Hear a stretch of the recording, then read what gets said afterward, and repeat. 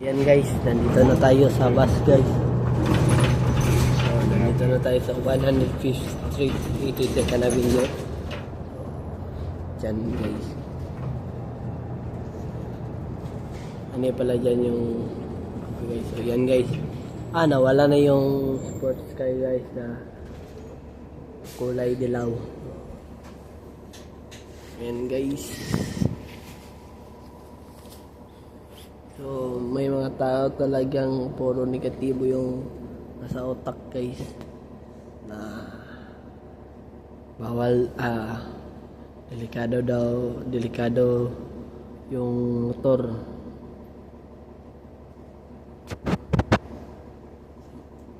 May mga taong ganyan guys, hindi ko i-mention kung sino, pero may mga subscriber na alam kung sino yung binabanggit ko guys.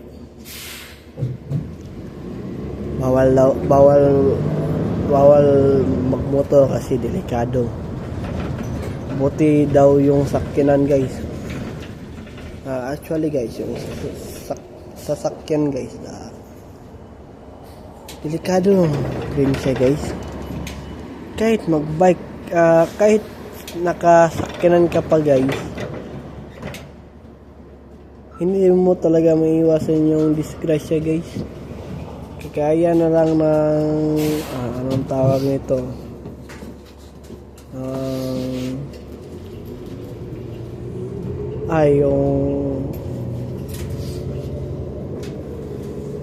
yung kaklasiko na disgrasya sila guys. Nakakotse pa sila guys, pero na-disgrasya pa sila, diba? Hindi natin maiiwasan yung aksidente sa sasakyan guys. Kahit naka-seatbelt ka pa guys, madidisgrasya ka pa rin guys. Kasi mga utak ng mga tao, mga negatibo. Huwag ka nang bumili ng motor kasi delikado. Puro negatibo, diba guys? Sa mga negatibo dyan, gawin nyo positive kasi yung motor, nakakatipid kasi yan. Dalawa lang yung sasakay sa motor, diba? Dalawa lang. Depende sa motor. Kunwari, Honda Click, 3 sa Honda Click. Sa big bike, 2. Kung yung angkas mo naman ay kagaya nito sa aking katawan, so ganito siya, hindi siya mabigat guys, magaan lang siya guys, kasi 2 angkas, so 3 kayo, so yan guys. Yung motor guys, mas okay pa magmotor kasi yung motor hindi ka na mahirapan sa shortcut kasi yung motor guys, napakadali lang drivean guys, napakadali lang. Hindi ka kaya sa kotse, mayroon pang park, mayroon pang ganyan guys, mayroon pang radiator guys, kailangan mo ganyanin guys, control mo. Mayroon pang handbrake guys. Yan guys, handbrake ba yung tawag na yun? May foot brake din guys. Foot brake ba? Hindi ko kasi kabisado guys.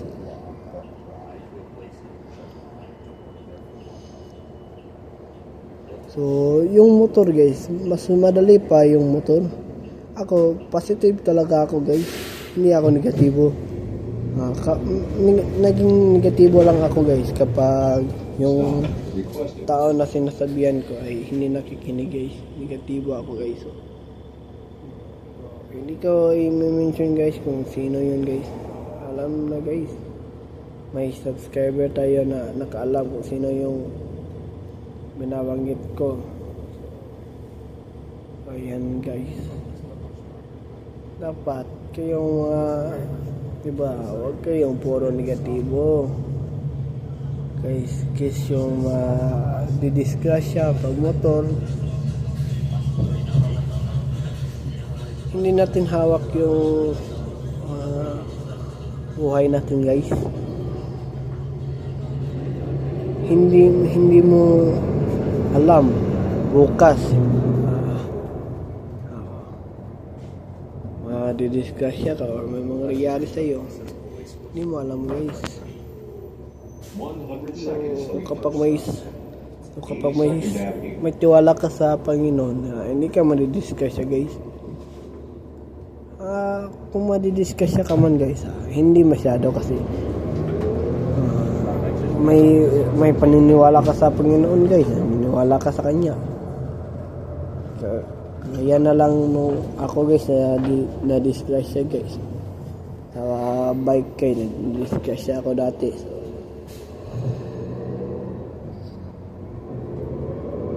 So, masakit talaga yun guys. Dito ka naman guys sa tawag nito nakalimutan ko na guys. So hindi talaga natin maiwasan yung disgrasya guys. Kahit anong ingat mo, may mga taong negatibo sa paligid, huwag kakatotoo talaga yan guys, kasi puro kasi sila negatibo eh. Gusto ko sanang bumalik sa criminology guys, kaso guys wala pa akong pupaaral sa sarili ko guys. So, baka next year guys pabalik tayo mag-aaral ng criminology. So sa ating batch guys, second year pa rin ako guys. Ako na lang yung second year sa batch namin ng mga kaklase ko guys. May isa pala guys na huminto ng pag-aaral kasi palagi siyang nilalait guys. May mga judgmental talagang tao guys. So, shoutout sa kaklase ko nung grade 12 na si Gerald Galos. Shoutout sa iyo.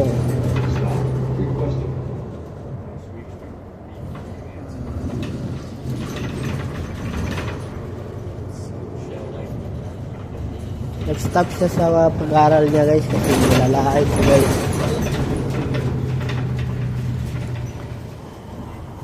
Stop siya guys kasi puro judgmental kasi naka-criminology guys.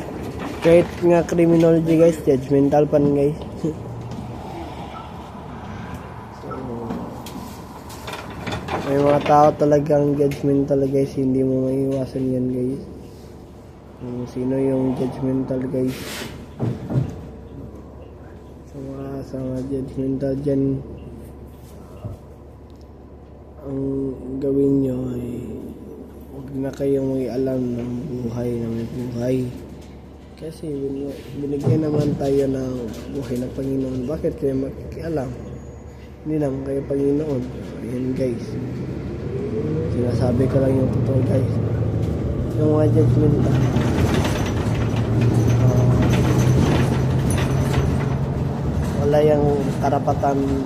walang karapatang mabuhay ng matagal. Kasi nga guys, judgmental. Sa mga judgmental dyan guys, nahimik na lang kayo guys. Ako, nang judge din ako guys, pero yung ginajudge ko yung ugali talaga ng tao guys. Yan talaga yung ginajudge ko guys. Yung ginajudge din ako base sa ugali. Yung ugali naman ay mabait, okay lang. Hindi ako nang judge, pero depende sa mabait guys. May mga mababait din na plastic palay guys. Bait-baitan lang guys para sabihin, uy, mabait ito, mabait siya, mabait sila. Ayan guys. So, may mga mababait ding may malademonyo na ugali. Ako rin guys, may ganyan din akong ugali guys. Kaso lang guys, kinukontrol ko guys para lang ito sa mga plastic na tao. Nang ng babackstab ng tao, ng kapwa nila guys. Last date kitang tao. Ayan guys, yan yung ginajudge ko guys. Sa inyo dyan, kung ayaw nyo gawin sa inyo, huwag nyo gawin sa iba. Kasi kapag ginawa nila sa inyo, ang magiging reaction nyo ay bakit mo ginawa? Sabihin nila, bakit? Ginaganyan mo din ako dati. Ganti-gantihan lang yan guys. So normal naman yung gaganti ka guys kasi ikaw yung naagrabyado guys, hindi sila.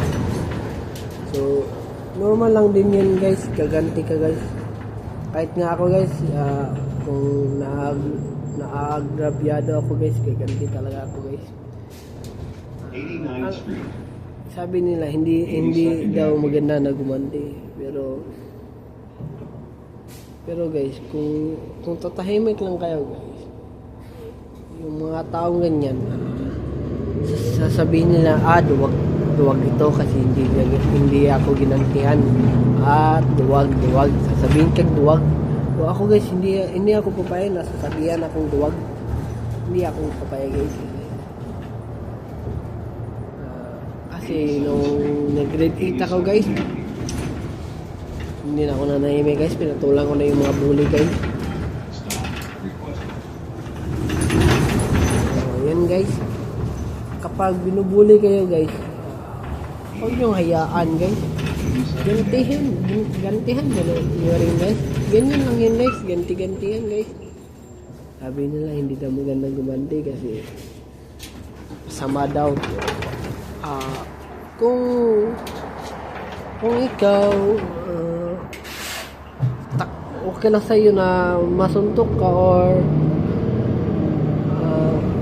may gagawin sila sa'yo, okay lang sa'yo, pero sa iba hindi. So, ako dati guys, sinabi ko sa sarili ko na hindi na ako magpapabuli guys. Ayan guys, hindi ako napapabuli guys. Hindi na ako nanahimik kasi kapag tumahimik pa ako guys, makasabihin nilang duwag si Aaron, duwag siya, ganyan eh. Hindi ako papayag na sasabihin duwag. So ako guys, hindi ako duwag guys. So sa mga tahimik yan guys, kaya ako guys, tahimik rin naman ako guys. Nag-observe lang ako sa kinikilos nila. May isa pa akong tips guys na huwag kayong sasablay sa mga kaibigan nyo guys. Kapag sumablay kayo guys at nagkamali kayo guys, hindi na nila malilimutan na ganyan pala yung ugali mo. Kunwari guys, isang pagkakamali lang guys, nagnakaw kayo guys kasi wala kayong makain.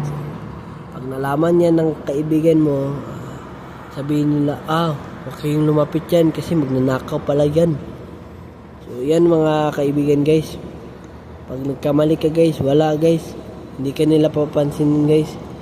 Sasabihin nila yung iba na mag-ingat kayo sa kanya na kasi magnanakaw pala.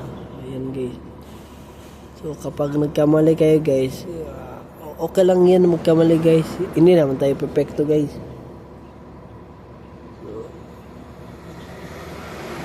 Sabi nila, kung wala ka na daw makain, huwag ka daw magnakaw. Kapag hihingi ka naman ng pagkain guys, sasabihan ka nila na maghanap ka ng trabaho. Diba guys, napakabobo talaga guys. Paano ka maghanap ng trabaho? Wala ka pang nakain. Hindi ka pa kumakain. Paano naman gagana yung katawan mo kung walang pagkain, di ba? Mga bobo din pala yung mga tao guys. Mga bobo. So, hindi nila alam guys. Bobo sila guys. May may kilala din ako yung ganyan guys. Akala mo talaga guys, bright. Genius guys, galing. Pero naobserbahan ko sa kanya guys, kitang tao lang pala guys. Kunwari lang magaling siya sa ganyang subject. Napapakitang tao siya sa guro. Kunwari guys, pero kunwari lang siya guys. Yan guys. Okay yung magmarunong. So, sa mga magmarunong dyan, wag nyo nang gawin yan. Kasi,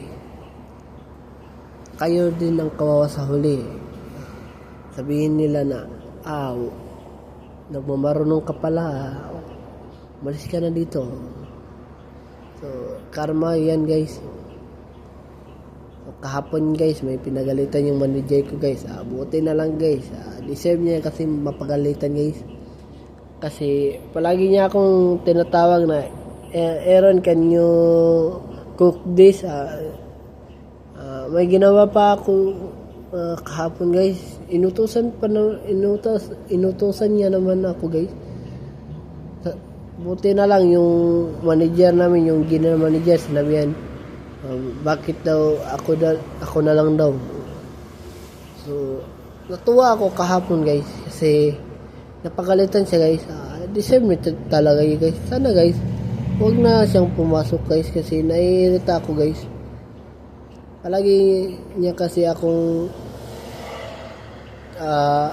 inuutusan guys. Sinabi ko sa kanya may ginagawa pa ako eh. Sabi ko, wait a minute. Sinabi ko guys. So, buti na lang guys, pinagalitan siya guys. Totoo talaga yung karma guys. Karma is real. So, buti na lang napagalitan siya. May problema pa ako sa assistant manager na si Bikash. Sinabihan niya ako na 15 days na raw ako sa kitchen guys. Hindi ko ba kabisado lahat. So yung nasa isip ko guys, hindi ko pa talaga kabisado lahat guys kasi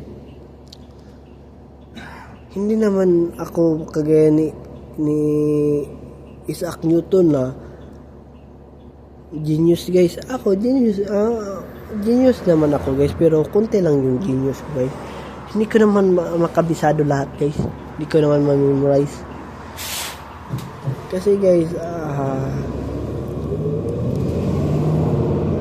nahihirapan talaga ako mag-memorize ng pagkain guys. So, ang ginagawa ko guys, gusto ko sa kitchen lang ako guys.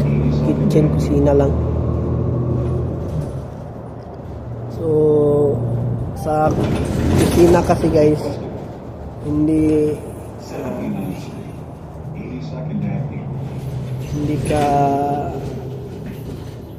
karamihan magluto. Kunti lang naman guys.